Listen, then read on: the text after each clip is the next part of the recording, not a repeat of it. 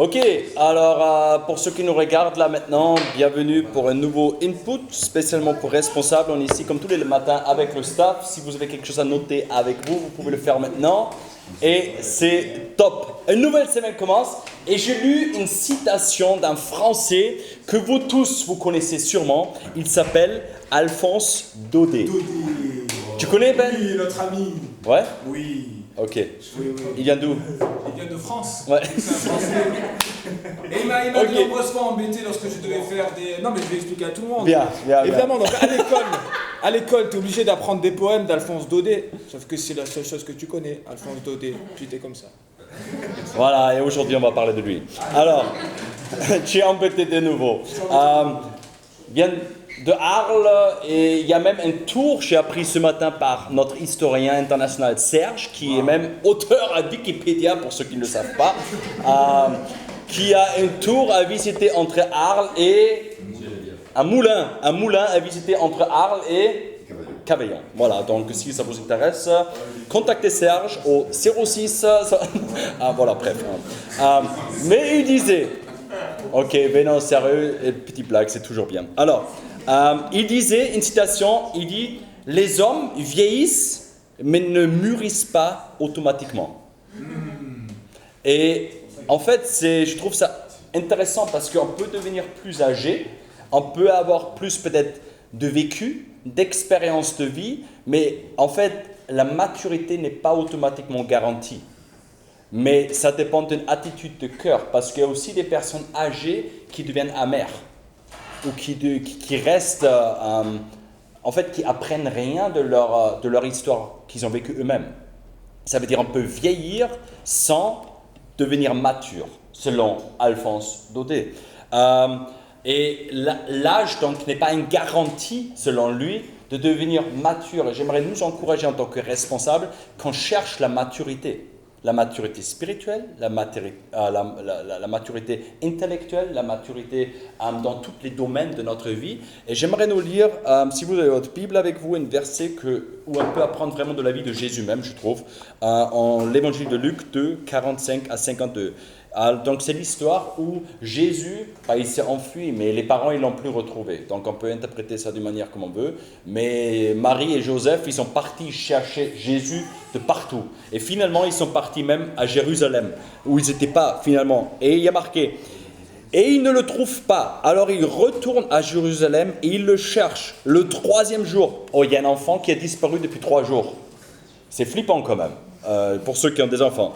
Mais le 3e jour, il le trouve, l'enfant, dans le temple. Il est assis au milieu des maîtres juifs. Il les écoute et il pose des questions. Tous ceux qui l'entendent, l'enfant, sont surpris par ses réponses pleines de sagesse. Quand les parents le voient, ils sont vraiment très étonnés et sa mère lui dit « Mon enfant, pourquoi est-ce que tu fais cela? Regarde, ton père et moi, nous étions très inquiets en te cherchant. » Il leur répond « Vous m'avez cherché pourquoi? Vous ne savez donc pas que je dois être à la maison de mon père ?» Mais ses parents ne comprennent pas cette parole. Ensuite, Jésus retourne avec eux à Nazareth. Il obéit à ses parents. Sa mère garde toutes ces choses dans son cœur. Jésus grandit, sa sagesse, sa maturité se développe et il se rend agréable à Dieu et aux hommes.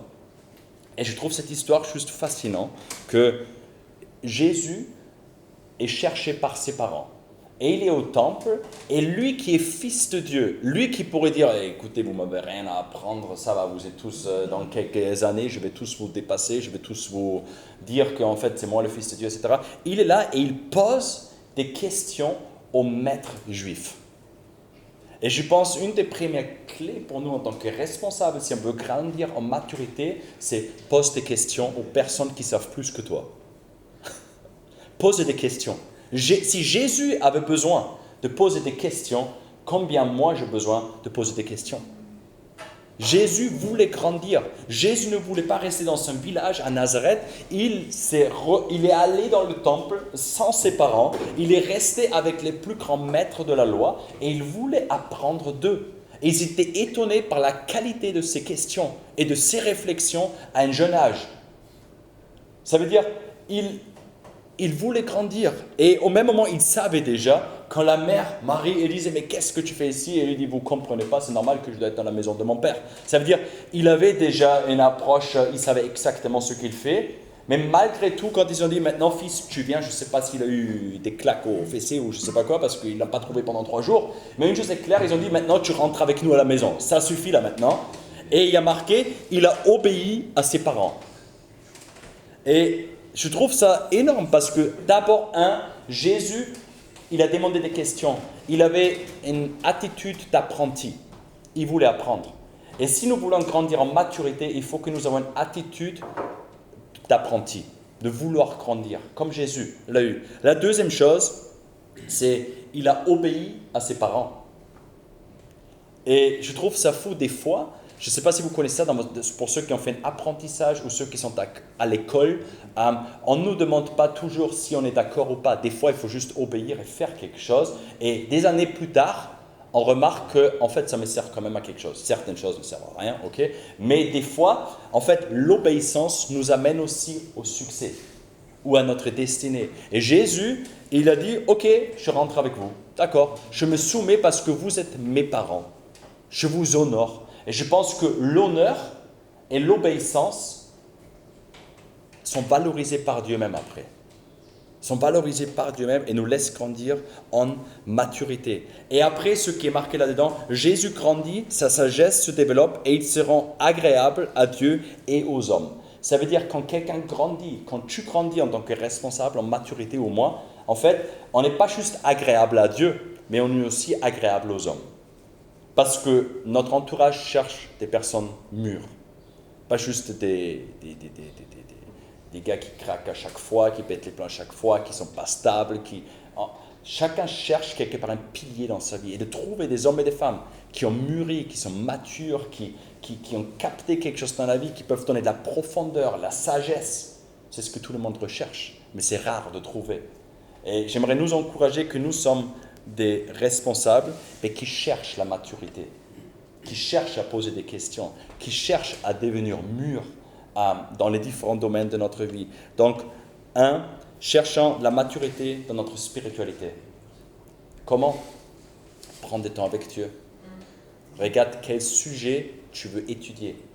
Ne dis pas juste tu lis tous les jours la Bible comme ça, mais lis la Bible de manière intentionnelle. Étudie Galates, Éphèse, les 4 évangiles, l'Ancien Testament, un personnage qui te préoccupe, un sujet où tu lis pas juste des articles que tu trouves sur Google, mais vraiment tu prends ta Bible et tu cherches de A à Z tout ce que tu trouves autour de ce sujet-là. Tu demandes les experts dans ce domaine-là, qu'est-ce que vous en pensez? Tu poses des questions intelligentes comme Jésus, mais qu'est-ce que vous pensez ça? Ça veut dire de creuser soi-même pour gagner en maturité dans notre connaissance spirituelle, de grandir dans notre maturité mentale. Ça veut dire, c'est beau de grandir spirituellement, mais aussi Dieu nous a créés avec une intelligence humaine. Salomon était connu comme l'homme le plus sage.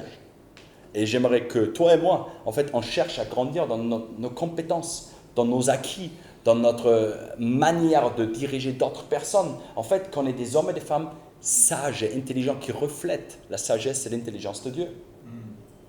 Et on peut regarder quelle est la thématique. Les psychologues disent, pendant la période de confinement, plein de personnes ont appris plein de choses qu'ils n'ont jamais fait. Si c'est du jardinage, si c'est de la technologie, si c'est plein de choses. Et je pense que ça peut demeurer un moteur de dire, je veux apprendre des nouvelles choses concrètes qui me servent dans la vie. Je veux élargir ma maturité mentale. Je veux apprendre des choses. Je veux devenir meilleur dans les domaines. La troisième chose, c'est dans mes relations. Regardez comment je peux devenir meilleur dans mes relations. Il y a des personnes qui sont très relationnelles, d'autres un peu moins, peu importe. Chacun de nous peut grandir dans notre capacité, dans nos relations actuelles ou futures. Prendre du temps avec les gens, s'investir dans des gens, peu importe quelles sont les motivations derrière, mais regardez que nos relations deviennent mieux et plus mûres. Et la quatrième chose, c'est aussi corporel. Qu'est-ce que je fais pour rester en bonne santé?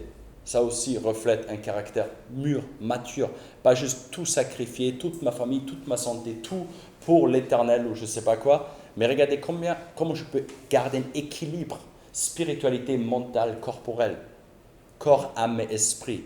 Et si on arrive à ça, ben, on grandit en faveur auprès de Dieu et auprès des hommes. Ça se reflète dans les deux sens, horizontal et vertical. Et c'est ce que je nous souhaite en tant que responsable, on grandit en maturité de manière intentionnelle, parce que ce n'est pas quelque chose qui se passe automatiquement. Voilà, je te souhaite une bonne semaine, sonde ton cœur. Amen.